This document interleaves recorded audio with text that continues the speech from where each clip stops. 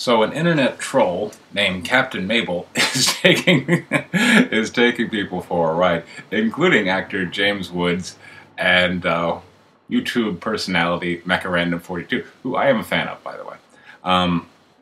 So let's take a look at Captain Mabel and the basis upon which I am saying most likely he is an internet troll. So we go to the Twitter here. All right.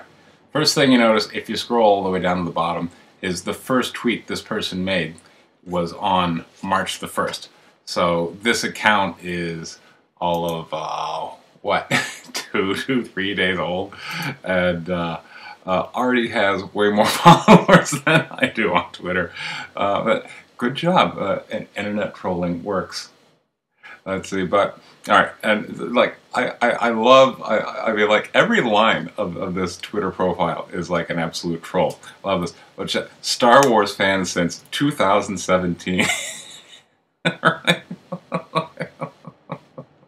Like, okay, if you're hanging out in like Star Wars fandom, you go, man, I've been a fan since 2017. Like, no one's going to give you any respect. So the idea that you put that out there as though you were being prideful about it is a clear indication that this person is not really a fan of Star Wars.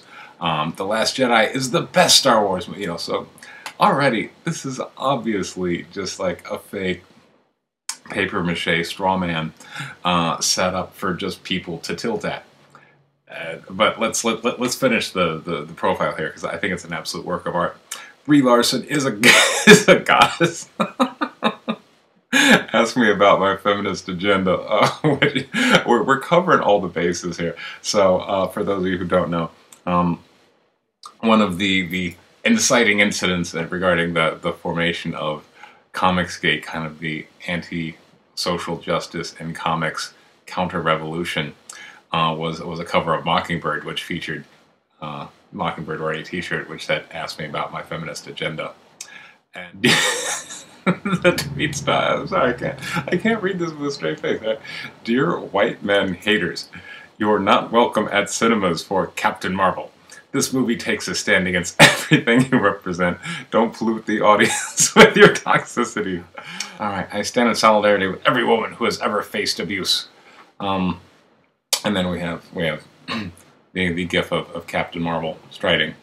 Fantastic. So, like, everything about this just reeks like obvious troll, but that didn't stop James Woods from, of course, you know, chiming in and saying, okay, we'll be happy to sit this one out, that, as though he were going anyway. But, you know, I mean, look, Marvel Studios, I mean, at no point has said or will ever say, we really don't want white men to go to the cinemas. That's absurd. They're pouring millions of dollars in advertising in order to get white men and lots of other people to go to the movies. So they're making maybe somewhat of a play at identity politics on this one, but they're not doing it in like the official labeling Captain Marvel hashtag, you know, no white men should go because this is a feminist movie. But, you know, Brie Larson has made some comments. You know, okay, sure. And we can certainly take issue with Brie Larson. And trust me, the internet is full of people taking issue with Brie Larson. I don't even want to get into it. I will say, as a white guy, you know, I certainly wasn't thrilled with, you know, her coming out and saying, I feel that too many critics covering, you know, covering my movie are white men, and so I specifically want there to be a diversity of voices, aka fewer white men cover. Oh, okay, fine, you know, yeah. But, you know, MechaRandom then makes a video, it's official! It's official? How is it official, right? But, you know, she then, you know, chews up a good 8 or 9 minutes of YouTube time, you know, railing against how offended, I guess, she is, or how angry she is that this woman is claiming to speak for her. You know, here are some choice bits from MechaRandom. Take it away, YouTube Harpy. Hello, everyone. I am MechaRandom42, your favorite YouTube Harpy. You know, my Harpy. I'm also very confused by this tweet because SJWs don't make a whole lot of sense. And I want to shout out to Matt Deckard for sending this my way. This is clearly an SJW based on who this person follows, and I'm not going to use their pronouns because I don't play that shit. I treat you like the cunt that you are if you're going to be one. Language. Dear white men haters. Right, and I wanted to make sure I chopped off this person's name, if in fact you are a person, and their picture here. Not a person. But trust assured, they do follow people like Renfamous, and a Geek Girl Diva, Andy Gutierrez, all of the usual hateful people who drink out of the fanboy tier mug. So here's what this it person thing had to say. Dear white men haters. So SJWs? Are you talking to white men haters? Like the SJW types who hate white men? Is that who you're talking to? You're not welcome at the cinema for Captain Marvel. Okay, I agree. No white men hater SJW people. This movie takes a stand against everything you ever.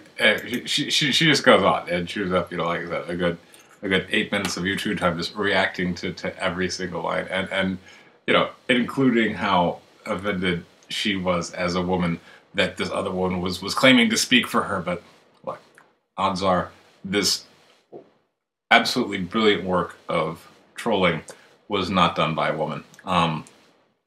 But I do love the profile picture that Captain Mabel has of like the hair. That is brilliant. Like everything about this is just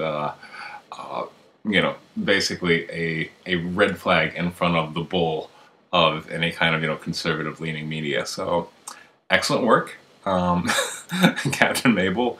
I give you a tip of the hat. So. Other than that, hope you guys like the new setup. I finished off the script to Divinity Factory 2 today. I really like some of the changes I make. I find like the work I've been doing in reviewing other people's comic books, as well as just talking with people, like with the comic book in hand that I got from Gecko Printing in Michigan, really quickly. Thank you guys. But people have really responded to the way the artwork is.